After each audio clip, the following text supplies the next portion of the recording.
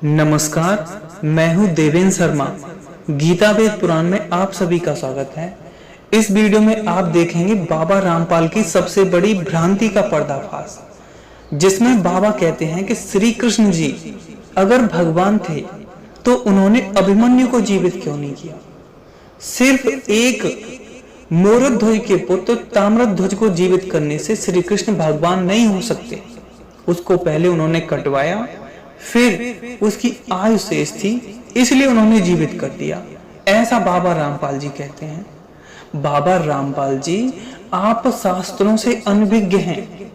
अगर आपको पता हो तो भगवान श्री कृष्ण ने संदीपनी गुरु के जो पुत्र, जैसे कई साल हो गए थे मरे हुए, उसे भी जीवित किया था।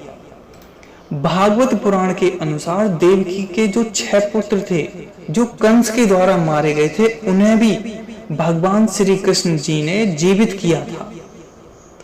अगर हम यही माने कि जो जीवित कर सकता है वही भगवान है, तो आपके अनुसार कबीर जी का अवतार 4 युगों में कहा गया है। तो द्वापर युग में जो कबीर रूपी करुणामय थे, उन्होंने किसको जीवित किया था? क्या आपके पास इस प्रश्न का जवाब है? दास दासियों, करुणामय ने ऐसी कौन सी बकरिया को जीवित किया था द्वापर में, जिसका दूध पीकर आप यह कह सकते हो कि करुणामय भगवान थे?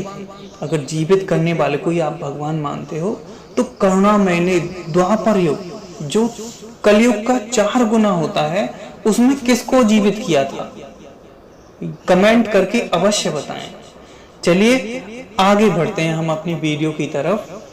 अब आगे बाबा रामपाल जी अपनी वीडियो में क्या कहते हैं कि पांडवों के कुल का नाश हो रहा था, तब अभिमन्यु को श्री कृष्ण जी ने जीवित क्यों नहीं किया। ऐसा कबीर जी और धर्मदास जी का नाम लेकर के गुमराह कर रहे हैं बाबा रामपाल जी। अभिमन्यु के परलोक जाने के बाद, स्वर्ग लोक जाने के बाद भी पांडवों का कुल चला है, तो उनके कुल का कोई नाश नहीं हो रहा था। जैसा कि सभी जानते हैं, परीक्षित अर्जुन के पुत्र थे, अभिमन्यु और उत्तरा के पुत्र थे तथा राजा जन्मेजय के पिता थे।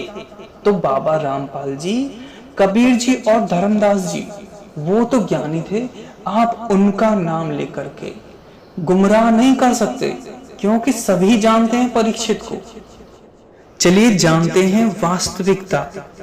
अभिमन्यु को भगवान श्री कृष्ण ने जीवित क्यों नहीं किया था। यह है महाभारत पुराण, गीता प्रेस, गोरखपुर। यहाँ पर देवताओं के अंश अवतार के बारे में लिखा है।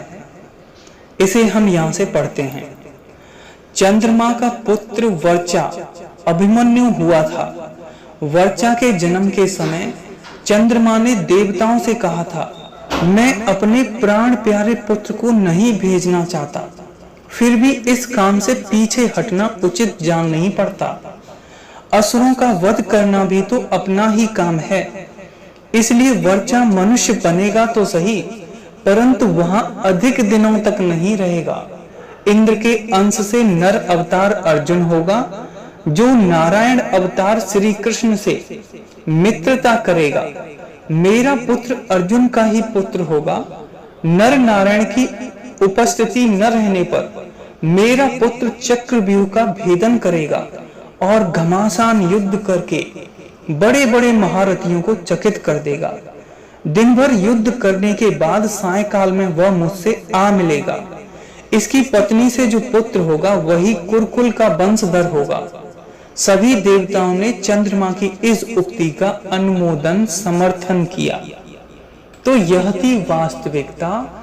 चंद्रदेव के वचनों के कारण भगवान श्री कृष्ण जी ने अभिमन्यु को जीवित नहीं किया था, लेकिन बाबा रामपाल ने अभिमन्यु को माध्यम बना करके भगवान श्री कृष्ण का अपमान किया है, निंदा की है, लोगों को गुमराह किया है।